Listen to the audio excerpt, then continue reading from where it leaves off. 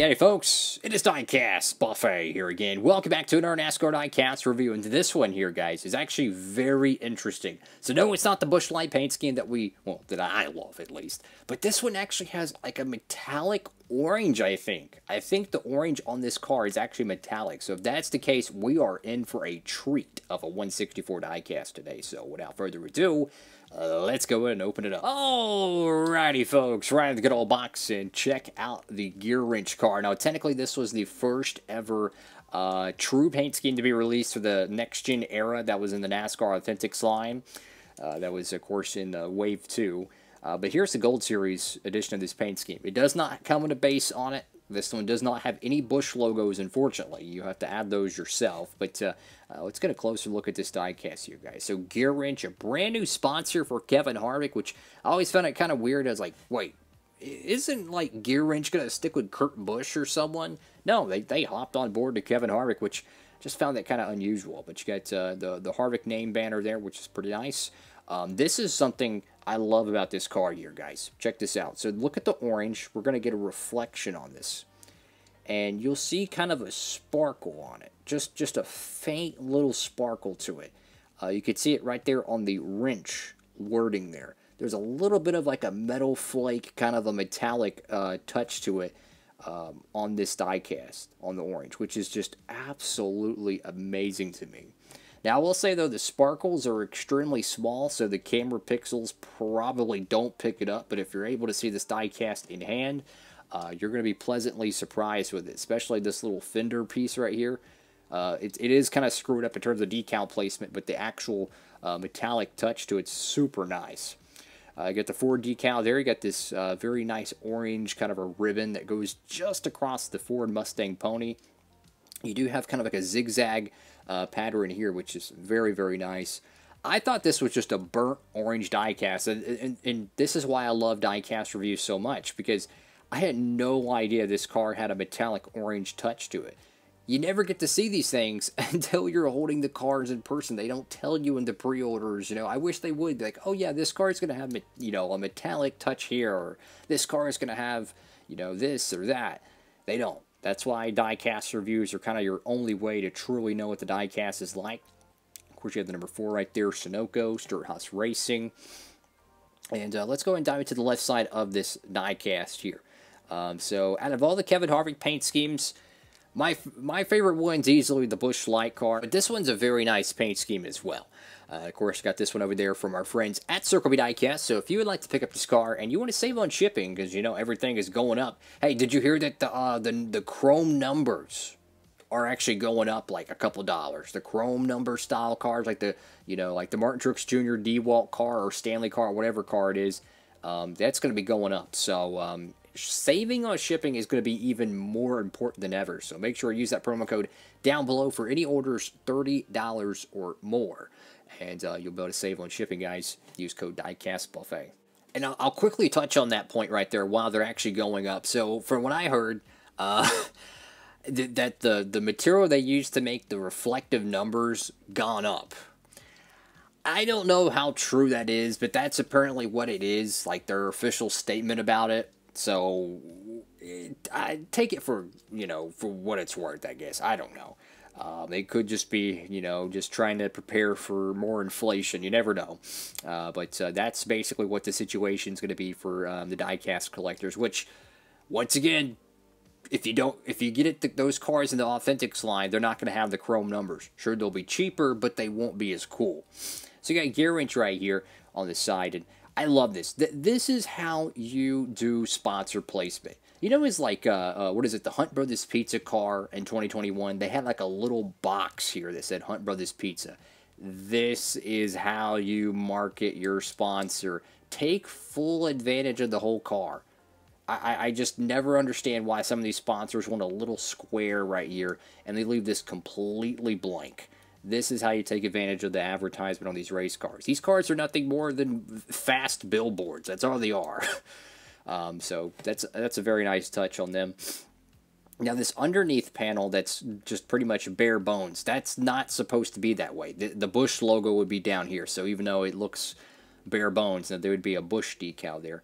So you got Kevin Harvick right there, Ford Mobile 1, Haas, Hunt Brothers Pizza, Rush Truck Centers, got the GW for Gearwrench, Subway, Haas, and Hunt Brothers Pizza, American Ethanol, got the Goodyear decal there, Cup Series number 4.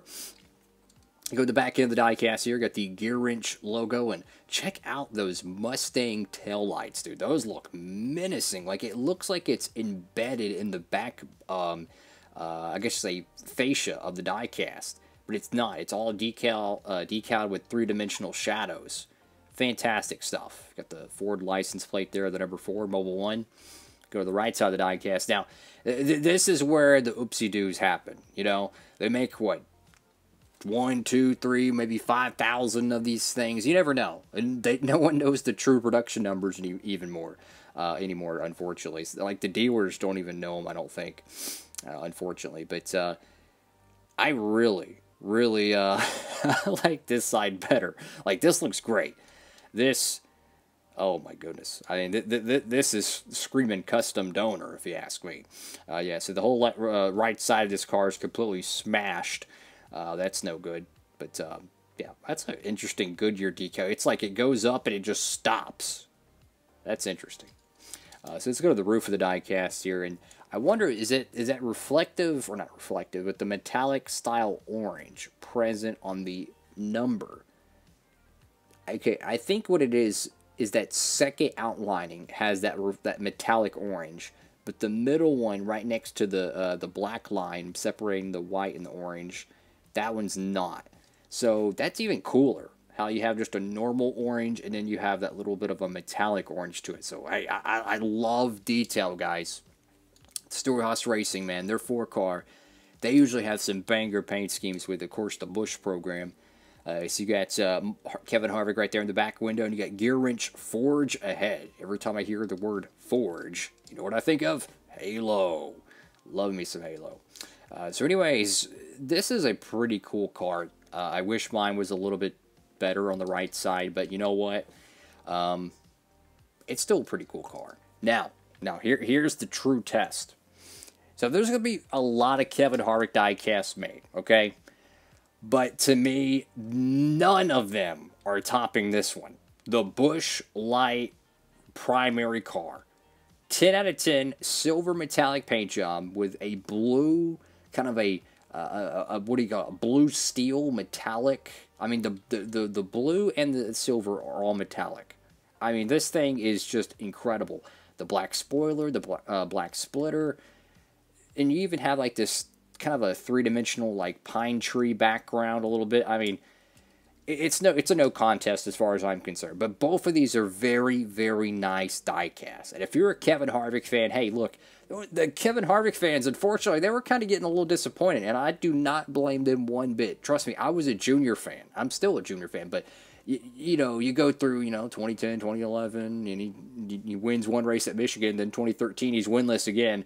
Trust me, I understand how you feel.